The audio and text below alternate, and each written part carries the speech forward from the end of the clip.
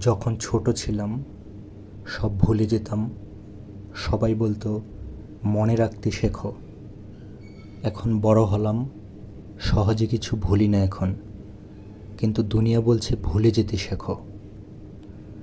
মনে শুধু একটাই কষ্ট, আমি কারো জীবনে প্রকৃত আপন হতে পারলাম না। একটি চোখ কখনো আরেকটি চোখকে দেখতে পারে না, তারপরও বুকে কষ্ট হলে দুটি চোখ দিয়েই কিন্তু সমান তালে জল ঝরে।